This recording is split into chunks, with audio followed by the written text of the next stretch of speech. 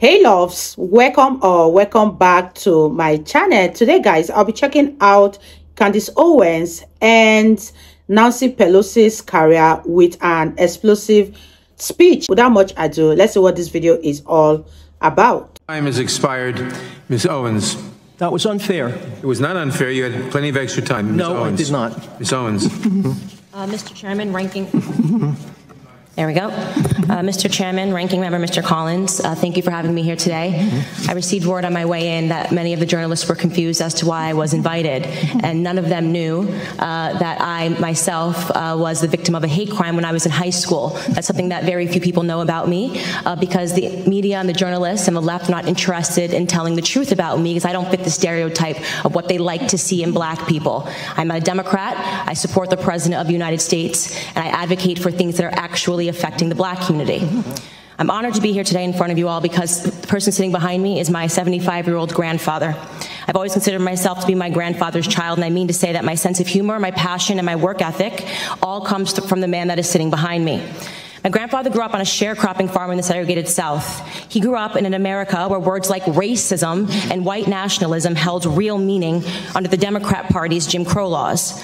My grandfather's first job was given to him at the age of 5 years old, and his job was to lay tobacco out to dry in an attic in the South.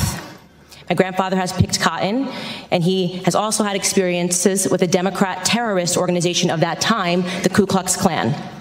They would regularly visit his home, and they would shoot bullets into it. They had an issue with his father, my great-grandfather.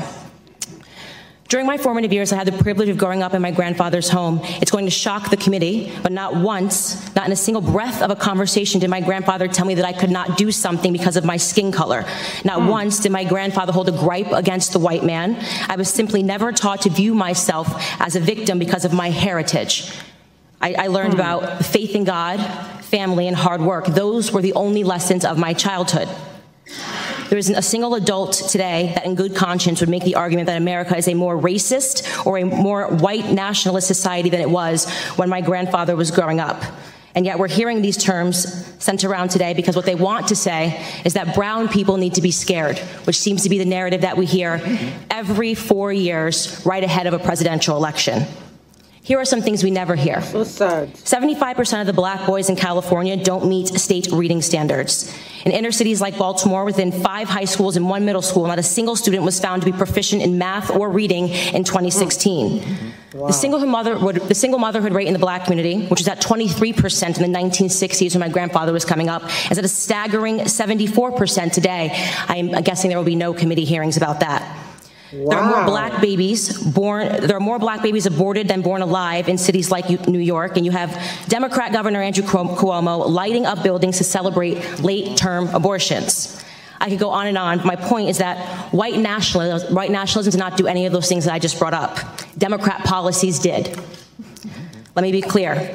The hearing today is not about white nationalism or hate crimes. It's about fear-mongering, power, and control. It's a preview of a Democrat 2020 election strategy, same as the Democrat 2016 election strategy. They blame Facebook, they blame Google, they blame Twitter. Really, they blame the birth of social media, which has disrupted their monopoly on minds. They called this hearing because they believe that if it wasn't for social media, voices like mine would never exist, that my movement Blexit, which is inspiring black Americans to leave the Democrat Party, would have never come about, and they certainly believe that Donald Trump would not be in office today. Looking on the next thing to focus on now that the Russian collusion hoax has fallen apart. Wow.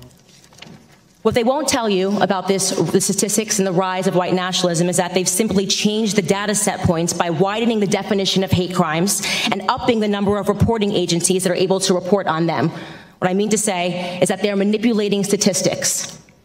The goal here is to scare blacks, Hispanics, gays, and Muslims into helping them censor dissenting opinions, ultimately into helping them regain control of our country's narrative, which they feel that they lost. They feel that President Donald Trump should not have beat Hillary.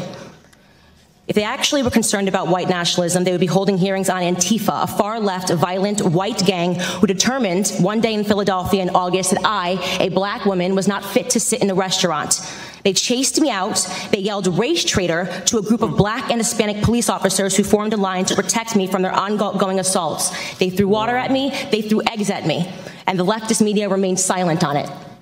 If they were serious about the rise of hate crimes, they may perhaps be examining themselves and the hate that they have drummed up in this country. Bottom line is that white supremacy, racism, white nationalism, words that once held real meaning, have now become nothing more than election strategies. Every 4 years, the black community is offered handouts and fear. Handouts and fear. Reparations and white nationalism. This is the Democrat preview.